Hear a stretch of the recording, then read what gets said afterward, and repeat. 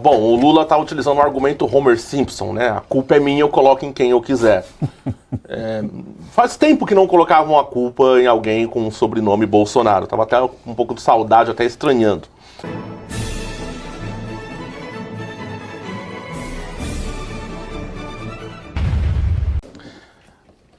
Bom, o Lula está utilizando o argumento Homer Simpson, né? A culpa é minha, eu coloco em quem eu quiser.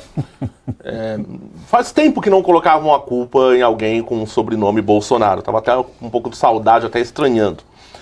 O Lula que ontem, se não me engano, utilizando evidentemente de forma não intencional uma elipse, ele disse que quer que o Brasil seja referência em crime organizado.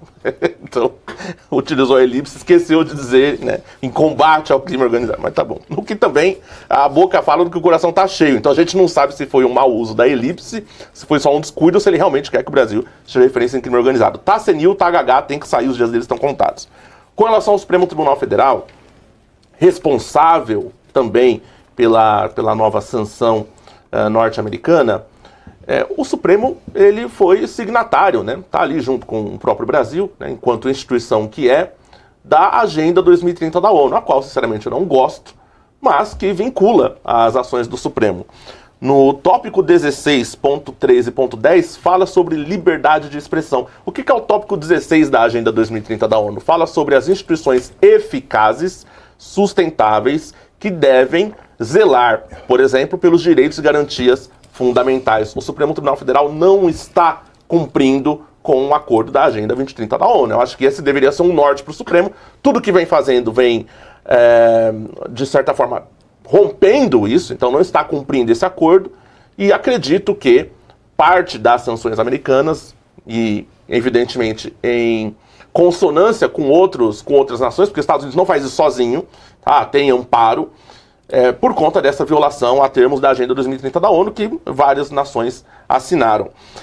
Nesse caso, o Supremo Tribunal Federal também tem se mostrado um STF para uns e não para outros. A gente pega uma decisão do Supremo Tribunal Federal num caso concreto, em que se protegeu o direito dessa pessoa, e leva um caso de uma pessoa que não é bem relacionada, de um advogado que não é conhecido, que não está presente no Gilmar Palusa ou Gilmar Palob, né, também pode ser outro nome, e você fala, olha, aplique ao mesmo caso concreto a mesma decisão que você deu nesse caso aqui do figurão. Eles não aplicam. Então existe um STF para pessoas bem relacionadas e um STF para o cidadão comum. Um STF para branco e um STF para pretos. Então eu acho que também é devida a essa sanção por conta desse STF um tanto quanto errático, para ser bem educado. Quanto ao Lula, dizer que a culpa é dos Bolsonaros, assim, já falei do argumento Homer Simpson, mas não faz o menor sentido. Acreditar que o Flávio tem alguma ascendência sobre o Trump para determinar uma política internacional tarifária é loucura, é jogar para a torcida, e a gente sabe que os eleitores petistas não são pessoas muito criteriosas. Acredito que o Flávio tenta, de alguma forma, conter danos que não foram por eles causados, até porque não é a primeira vez que o Brasil é sancionado, é tarifado pelos mesmos motivos. Pavinato, na última iniciativa do governo americano nesse sentido, também se apontou essas questões institucionais, essa beligerância do governo brasileiro com relação aos Estados Unidos, contra o dólar, aquele acordo com o BRICS que o Brasil ficou falando sozinho, e pelo jeito o governo americano entendeu que o Brasil não se aprumou, que o Brasil não corrigiu a sua rota. Então não é culpa dos Bolsonaros. Me permite, Pavio? Claro. Eu tinha anotado aqui, é exatamente isso que o Wellington falou. E até o documento deles menciona a decisão do Toffoli de anular o acordo de leniência da Odebrecht. Então veja que não se trata única e exclusivamente da prática do nosso governo de não permitir uma concorrência leal, né, com as questões que você já colocou, Pavi, mas também a decisão do Toffoli e do Moraes, que também foi citada em virtude da censura que ele faz à Big Tech, que atuava no território americano e que aí era impedida de manter também ativo o seu perfil no território brasileiro. Então, de todo lado que a gente olhe, não cabe nem a questão do Homer Simpson, aí a culpa é minha, eu jogo onde eu quero. Não, a culpa é das práticas desse governo, porque quando você pega STF e o Dilma desinelegibilizado, é o novo regime, então é o governo brasileiro. Agora, tem uma tendência que eu notei, a partir de hoje, porque é uma coisa que veio se repetindo ao longo das últimas semanas. Preste atenção nisso, vê se eu não estou ficando louco. Depois da palavra fascista, depois da palavra genocida, depois da palavra democracia, depois da palavra instituição, depois da palavra soberania, o que aconteceu com essas palavras? Essas palavras, elas foram em determinado momento esvaziadas do seu conteúdo, do seu significado, e esvaziadas de um significado, as palavras deixam de ser significantes e eles começam a usar em coisas que eles querem atacar, porque essas palavras semioticamente despertam alguma sensação positiva ou negativa nas pessoas. Por exemplo, fascista. O que é um sujeito fascista?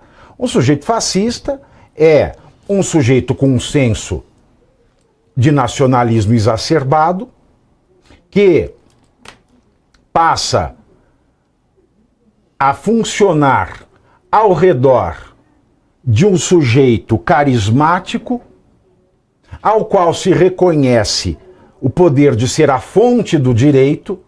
Esta pessoa, este líder, ele sabe o que é o melhor e o que ele falou está falado. Então as pessoas, elas renunciam, não é, ao seu crivo crítico, ao seu crivo ético, e vão fazer o custe o que custar para conseguir a glória da nação a partir daquele líder ao qual se impõe que seja a fonte do direito. E dentro desse contexto, é claro, esse líder que é a fonte do direito, ele aponta um inimigo comum. Então o que o Lula fez, a esquerda fez e o próprio STF fez? Esvaziou o fascismo de significado e jogou no Bolsonaro essa palavra. Fizeram de um presidente fascista para que pudessem eleger um fascista presidente. Aí fizeram a mesma coisa com o genocídio. Fizeram a mesma coisa com democracia. Tudo era contra a democracia, lembra? Sim. Tudo era contra a democracia, isso é contra a democracia, aquilo outro é contra a democracia, tudo era contra a democracia. Aí agora, recentemente, é a soberania. Tudo fere a soberania. Soberania cá, soberania lá. Agora o Lula, ele está com esta mania, percebam. Ele quer criminalizar a política. Quando ele falou que ia mandar o nome do Messias de novo, o Alcolumbre, ele falou aquelas groselhas. O Messias é o melhor advogado que tem, sendo que o cara nunca foi advogado. Por que eu vou mandar de novo? Porque a decisão do Senado foi política. Eu não aceito uma decisão política. Que não o aceitem porque ele é burro igual uma porta. Mas ele é muito bom. Então a decisão foi política e essa decisão política não vale porque ela traz danos para as instituições. Algo assim. Agora o que ele fala do Marco Rubio?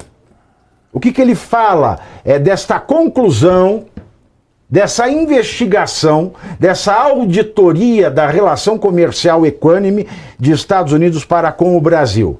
Ele fala, eu não aceito, porque esta não é uma decisão técnica, é uma decisão política. E ele vem fazendo isso de maneira a legitimar a política que é feita em lugar que devia ser técnico. Porque quando uma corte como o STF, que é um poder técnico, o poder judiciário não é um poder político, o poder judiciário é um poder técnico. É por isso que o poder judiciário, nessa concepção mais europeia que tem o Brasil, nessa concepção mais romana, ele é um poder que não é eleito. Mas ele é composto por pessoas que dominam a técnica. Assim deveria ser. Uma vez que o nosso poder, que não é político, ele está infestado, metastasiado de políticos, eles querem dizer que aqueles que fazem política, na verdade, são técnicos, e querem negar a política a quem faz política, que são os políticos, os deputados, os senadores, o presidente, os ministros de Estado. Ora, nós temos como diretor da Apex, que é uma empresa pública brasileira que cuida do comércio exterior do Brasil. À frente da Apex, o Lula colocou uma jamanta que sequer sabe falar inglês. Aí você vai me falar de falta técnica para a política? Pelo amor de Deus, o Lula não poderia ser candidato nem a conselheiro de conselho tutelar. Pelo amor de Deus, nós temos que abrir o olho, porque ele está vindo agora, Caivano, com a criminalização da política. Tudo que não lhe agrada, perceba, agora é político, é uma decisão política. Ele está querendo se transformar num tecnocrata? É a tua impressão também? É. Enquanto muitos tentam resumir a política em poucos segundos, em poucos caracteres, aqui a minha proposta é outra: analisar os fatos com profundidade e responsabilidade. Todos os dias, às 7h30 da noite, 19h30, eu entro ao vivo lá no YouTube, no canal do Metrópolis, comentando as principais notícias do país e do mundo com análise crítica e muita informação. Quer assistir a live completa? Então acompanhe o Pavinato 7h30, ao vivo, 7h30, no YouTube do Metrópolis.